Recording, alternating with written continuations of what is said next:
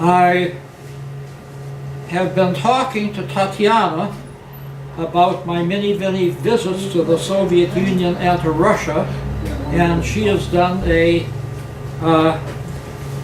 recording for people who were not here.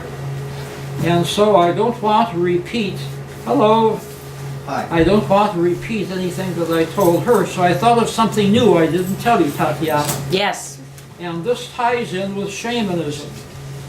I was invited to give a talk at an ecology conference in Brazil several years ago, and it was a ecology conference, and by sheer coincidence, 1 week before then, the Esalen Russian-American initiative had a big program in San Francisco, and the featured speaker was Mikhail Gorbachev.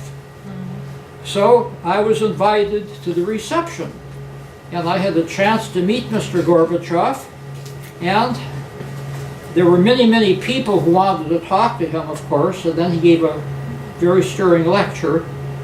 And I know he's a controversial person, but he was very gracious to me, because I said, do you have a message for the ecology conference in Brazil that I'm going to go to? And he said, oh yes, because there are two lungs on the planet.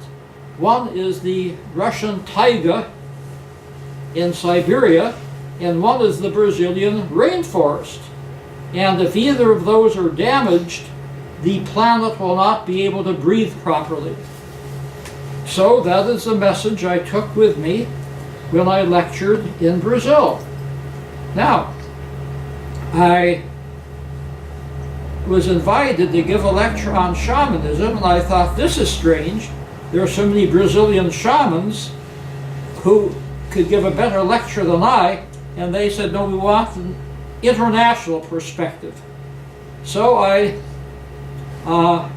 was very surprised, because in the very front row there was an authentic Brazilian shaman from the rainforest. And so I gave my lecture, and then we had questions, and the Brazilian shaman raised his hand, and I thought, oh my God, he's going to denounce me and say that I don't know what I'm talking about, and that will be the end. It will be an embarrassment for my hosts. And he said, I hope you have all listened to the doctor, because everything he says is absolutely accurate. This is exactly what shamans do. So I breathed a sigh of relief, and of course he spoke all of this in Portuguese, and in my very best Portuguese I thanked him very much, muito obrigado por seu comentário, and I went on and on to say what an important function he was serving. So, of course, in addition to that,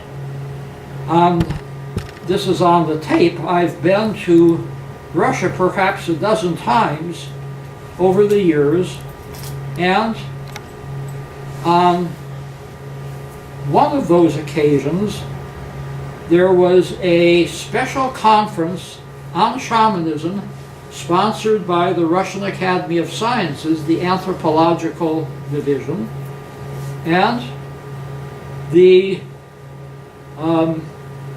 hosts had managed to bring some working shamans from Siberia to the conference, and what they did was to take one of their yurts. You all know what a yurt is, right? Mm-hmm. Yes. And they had the yurt. You know, you can carry a yurt on your back. Well, they carried the yurt into the airplane. And then when they got to the conference, they unfolded the yurt, and the yurt unfolded is as big as this room, if this room were a circle.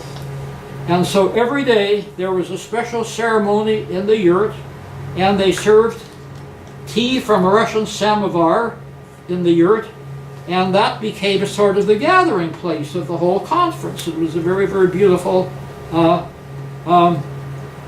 circumstance.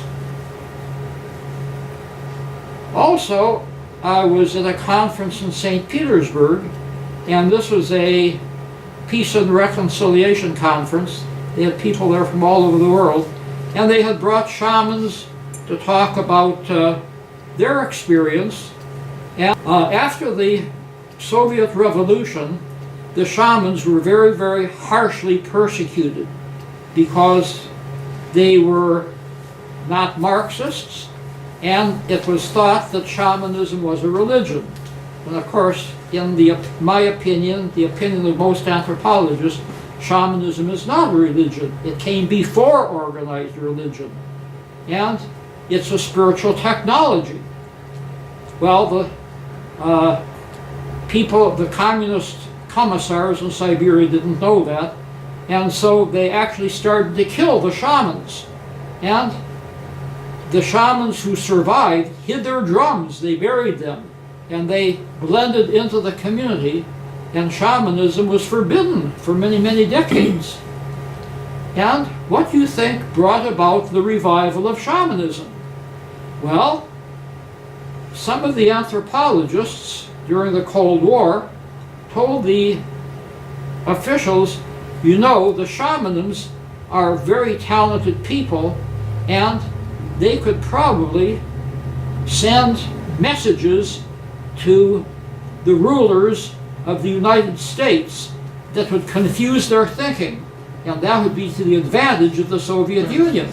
Frankly, I think they succeeded. Yes. So, Are succeeding. the